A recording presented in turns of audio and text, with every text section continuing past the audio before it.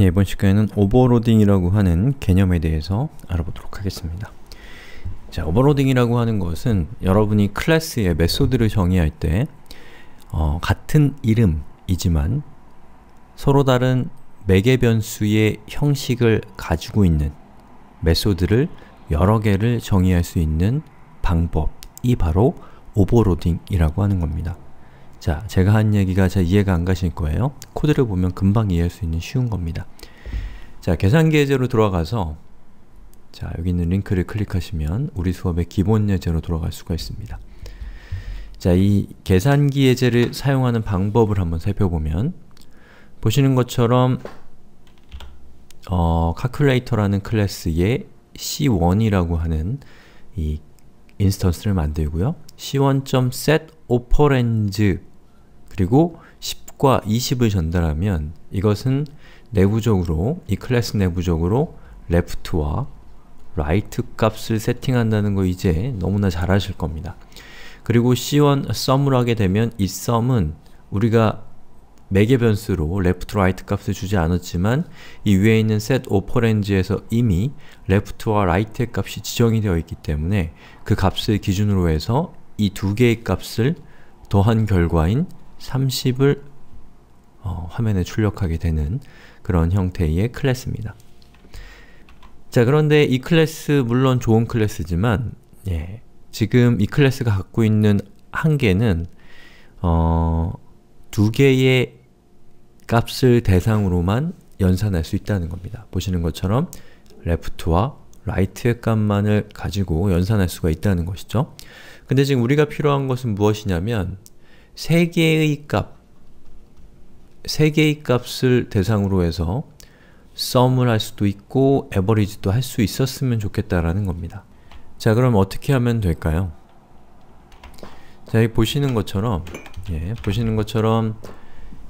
c1.setOperand 라고 했을 때 이 setOperand라는 저 메소드가 10, 20, 30이라고 하는 세 개의 값을 받을 수 있고 sum이나 average를 하게 되면 이 세 개의 값을 내부적으로 계산한 결과를 화면에 출력할 수 있으면 되겠죠. 그러면 이게 가능하게 하려면 우리는 클래스를 이런 식으로 변경하면 클래스 안에 있는 setOperand를 이런 식으로 변경하면 되겠죠. left는 뭐고, right는 뭐고, third는 뭐다.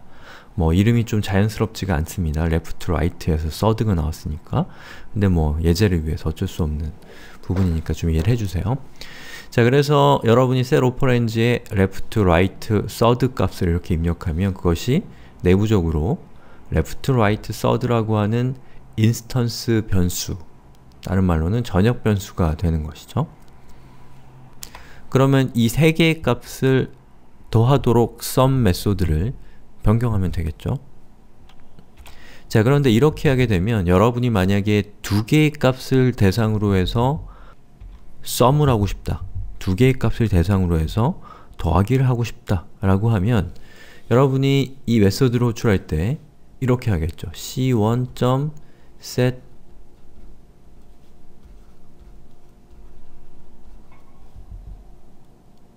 n이 빠졌네요. 10, 20 자, 이렇게 하겠죠? 그러면 뒤에 있는 30이라고 하는 이 숫자, 이 third라고 하는 매개 변수의 값이 전달이 안 됐기 때문에 에러가 발생할 겁니다. 그럼 이 문제를 해결하기 위한 가장 간단한 방법은 보시는 것처럼 메소드의 이름을 바꾸는 거예요. 자, 보시는 것처럼 c1이라고 하는 이 클래스 안에 setOperand2, setOperand3라고 하는 두 개의 메소드가 생기고 기존의 setOperand는 지우는 거죠. 자, 메소드 이름 뒤에 2가 붙어 있고 3이 붙어 있느냐에 따라서 매개 변수의 숫자가 2개일 수도 있고 3개일 수도 있도록 우리가 코드를 고치면 된다는 겁니다. 물론 이것도 좋은 방법입니다. 하지만 더 좋은 방법이 있기 때문에 우리는 이 맥락에서는 바로 오버로딩이라고 하는 개념을 적용을 시켜 볼 겁니다. 자, 오버로딩이라고 하는 것은 보시는 것처럼 이 메소드들 setOperand2, setOperand3라는 이 메소드가 보시는 것처럼 똑같은 동작 방법을 가지고 있고 똑같은 취지를 갖고 있지만 매개 변수가 달라지는 이유로 인해서 다른 이름을 가질 수밖에 없는 문제를 해결하기 위한 방법이라고 생각하시면 되겠습니다. 자, 코드를 한번 보시죠.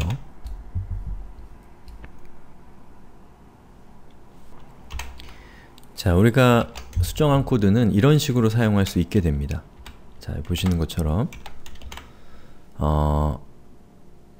c1.setOperands 하고서 두 개의 인자를 전달한 다음에 sum과 average를 하면 이 두 개의 인자를 대상으로 한 10과 20을 대상으로 한 합계 평균이 나오고요.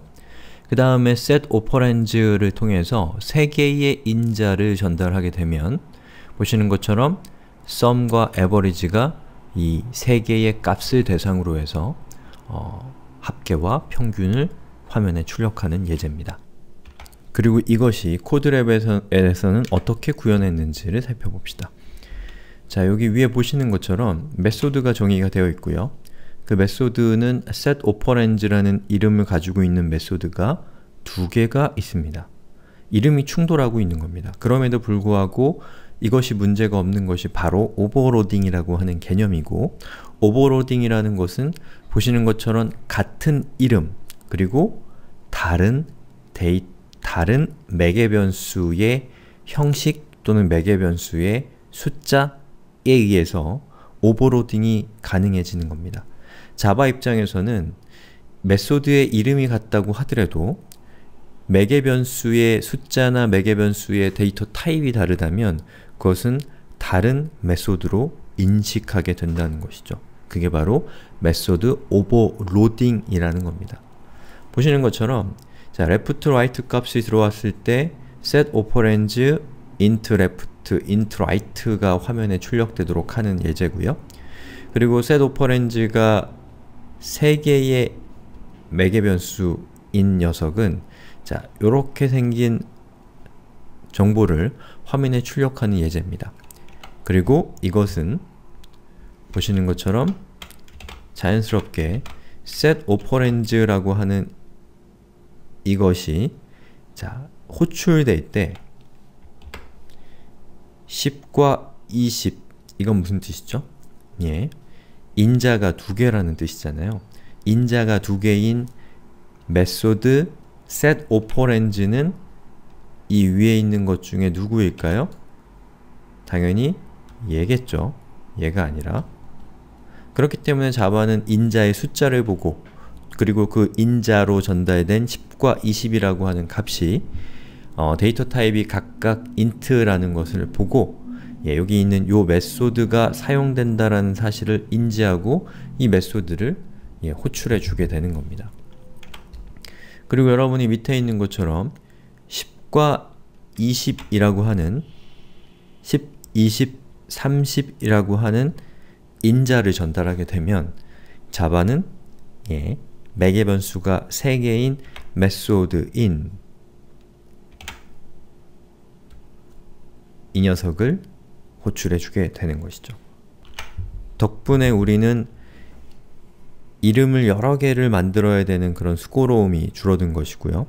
이 생산하는 입장에서는 뭐 고민할 게 적어진 거죠. 그리고 이 클래스를 사용하는 소비자 입장에서는, 사용하는 사용자의 입장에서는 보시는 것처럼 그냥 별 생각 없이 setOperands라는 메소드에 인자값을 2개를 넣거나 3개를 넣으면 합계와 평균이 구해진다라는 사실만 알고 있으면 되죠. 만약에 인자의 숫자에 따라서 이 뒤에 숫자가 붙는다.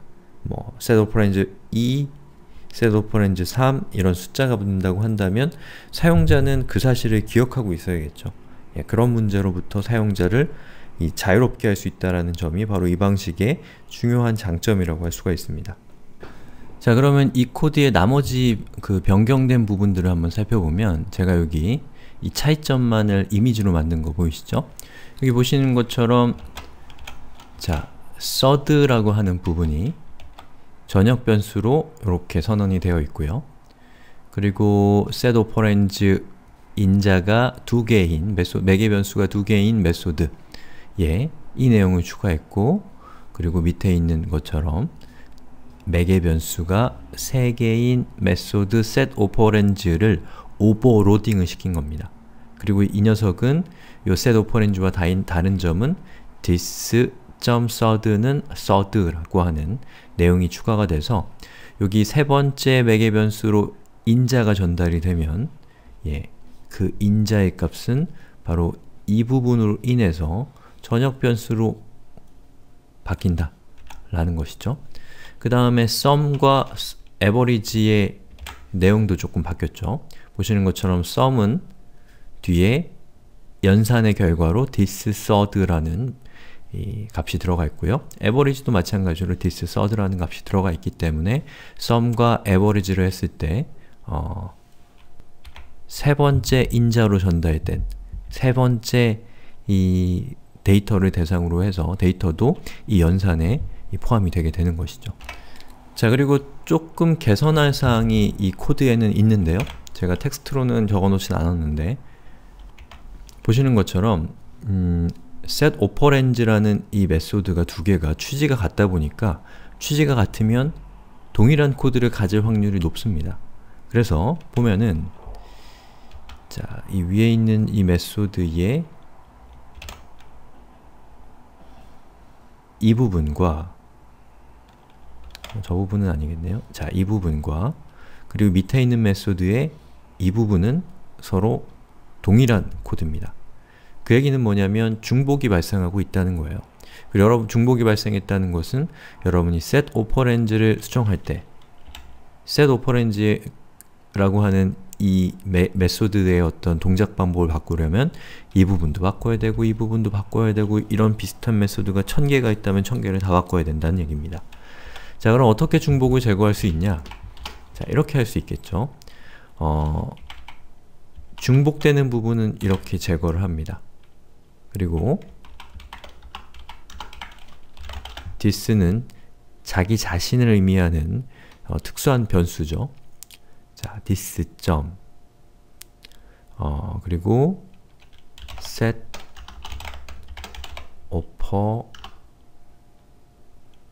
operands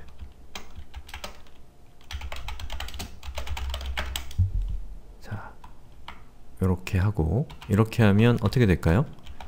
물론 이렇게 했을 때는 자,